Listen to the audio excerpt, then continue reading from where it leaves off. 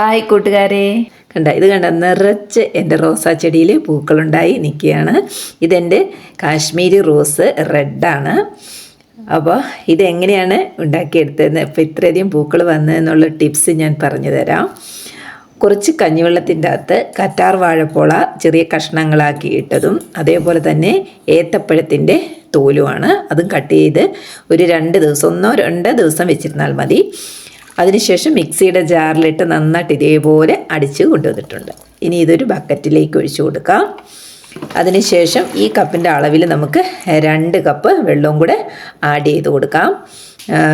അപ്പോൾ നല്ല ഒരു ഇത് നല്ല കൊഴുത്ത് കഞ്ഞിവെള്ളം ആയതുകൊണ്ട് നല്ല കൊഴുത്താണ്. അപ്പോൾ നന്നായിട്ടത് നേർപ്പിച്ചെടുക്കുക. അതിനുശേഷം നന്നായിട്ടൊന്ന് മിക്സ് ചെയ്ത് കൊടുക്കാം. അപ്പോൾ ഇതേപോലെ ആക്കിയെടുത്തതിന് ശേഷം നമുക്ക് ഈ റോസ് ചെടിയുടെ മണ്ണൊക്കെ ഒന്ന് ഇളക്കി കൊടുക്കുക. ഇതെൻ്റെ കാശ്മീരി റോസ് വൈറ്റാണ് കേട്ടോ, നന്നായിട്ട് കൊല്ലയായിട്ട് പൂവുണ്ടാകുന്നതാണ്. ഇത് റെഡ്.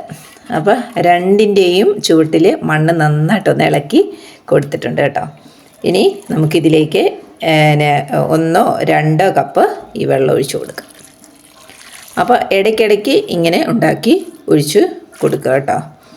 അപ്പോൾ നല്ലൊരു റിസൾട്ട് കിട്ടും എന്തായാലും. ഇത് കണ്ടോ, നിറച്ച് പൂക്കൾ ആ ചെടിയിൽ തന്നെ കണ്ടില്ലേ, നിറച്ച് പൂക്കൾ. ഇതെങ്ങനെയാണ് വന്നതെന്ന് വെച്ച് കഴിഞ്ഞാൽ ഞാൻ ഈ ഒരു വെള്ളവും കൂടെ ഒഴിച്ചു കൊടുക്കുമായിരുന്നു. എന്താണെന്ന് വെച്ചാൽ മുട്ട നമ്മൾ പുഴുങ്ങിയ വെള്ളമാണ്. ആ വെള്ളം ഉപ്പ് ഇടാണ്ട് വേണം പുഴുങ്ങിയെടുക്കാനായിട്ട്.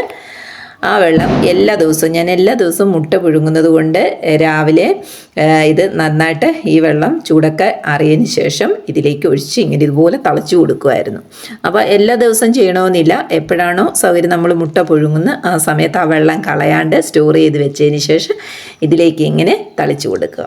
അപ്പോൾ ഇങ്ങനെ ചെയ്തതിന് ശേഷമാണ് നിറച്ച് പൂക്കളുണ്ടായിരിക്കുന്നത്. കുറച്ചധികം പൂക്കളുമുണ്ട്, മുട്ടുകളും ഉണ്ടായിട്ടുണ്ട്. അപ്പോൾ എല്ലാവരും ഇതേപോലെ ഒന്ന് തളിച്ച് നോക്കിക്കൊടുക്കുക. അതേപോലെ ആ വളവും കൂടെ ചെയ്ത് നോക്കുക.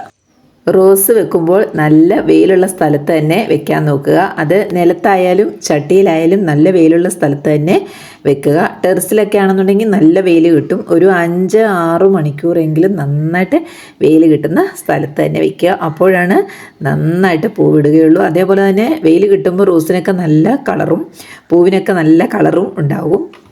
ഞാനിത് ടെറസിലായിരുന്നു വെച്ചിരുന്നത്. ഇപ്പോൾ ഇത് താഴത്ത് നല്ല വെയിൽ കിട്ടുന്നത് കൊണ്ട് അപ്പോൾ താഴേക്ക് ഇറക്കി വെച്ചേക്കുന്നതാണ്. അപ്പോൾ എല്ലാ മുട്ടുകളും ഇതുപോലെ വിരിഞ്ഞ് കിട്ടിയിട്ടുണ്ട്. നല്ല കളറുമുള്ളതാണ്. Red colour Kashmiri റോസാണ്.